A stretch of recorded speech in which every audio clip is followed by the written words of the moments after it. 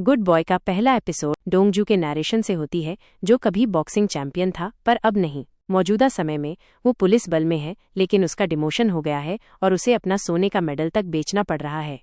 वहीं shooting champion जी हान ना को भी पुलिस फोर्स में सिर्फ एक मॉडल की तरह देखा जाता है, न कि सक्रिय ड्यूटी पर।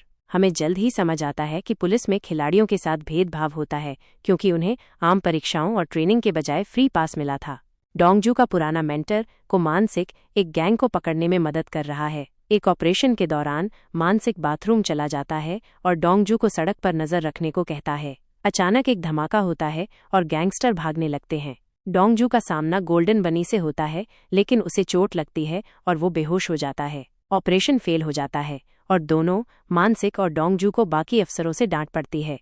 हम फिर से डोंगजू के पुराने साथी शिन जे-होंग से मिलते हैं, जो अब ट्रैफिक पुलिस अफसर है। डोंगजू की मुलाकात हान ना से भी होती है और पता चलता है कि दोनों का अतीत रहा है। डोंगजू हंसते हुए कहता है कि वो अब भी उसे पसंद करता है।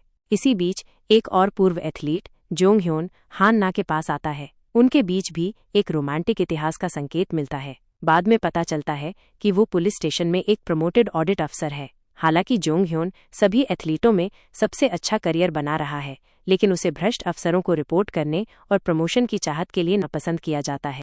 मानसिक एक बार फिर डोंगजू को अकेले निगरानी पर छोड़ देता है। उसी रात एक कार डोंगजू की कमर पर टक्कर मारती है। जब अज्ञात ड्राइवर अपनी कार भगाता है तो डोंगजू का हाथ खिड़की में फंस जाता है और उसे चोट लगती है। जब वो वापस लौटता है तो चोरों को मानसिक की कार में ईंधन भरते हुए पाता है और फिर वे उसे लेकर भाग जाते हैं। थोड़ी दूर आगे उसे एक हिट एंड रन का शिकार मिलता है, जिसे वो अस्पताल पहुंचाता है। बाद में डोंगजू अपने भाई से संपर्क करने की कोशिश करता है, लेकिन कोई जवाब नहीं मिलता। वो अपने पूर्व कोच के सम्मान समारोह में पहुंचता है, जहां पता चलता है कि कोच ने ये अफवाह फैलाई थी कि डोंगजू ने डोपिंग से अपना स्वर्ण पदक जीता था। ऐसा इसलिए हुआ क्योंकि डोंगजू ने MMA में भाग लेने से मना कर दिया था। ये भी संकेत मिलता है कि कोच ने डोंगजू के भाई को ड्रग्स का आदी बना दिया था और अब उसका भाई लापता है। अगले दिन डोंगजू हिट एंड रन मामले के अपराधी को खोजने का फैसला करता है। वो ऑडिट रूम में घुसता है और एक स्मगल्ड कार की रिपोर्ट याद करके एक केस फाइल से कागज चुराता है। वो वही कार निकली जिसने उसे टक्कर मारी थी और जो हिट एंड रन में शामिल थी। इसी बीच जोंग ह्योन, जो नाकाम पुलिस ऑपरेशन के दौरान हुए धमाके की जांच कर रहा था, पाता है कि हिट एंड रन के शिकार ने धमाके से 5 मिनट पहले आगजनी की सूचना दी थी। वो ये जानकारी मानसिक के साथ साझा करता है और वे सहमत होते हैं कि फोर्स के अंदर से किसी ने ऑपरेशन की जानकारी लीक की थी। जोंग ह्योन को ये भी एहसास होता है कि डोंगजू खतरे में हो सकता है। डोंगजू एक टिप पर काम करते हुए एक पते पर जाता है, जहां उसे हिट एंड रन के संदिग्ध के बारे में जानकारी मिलने की उम्मीद है।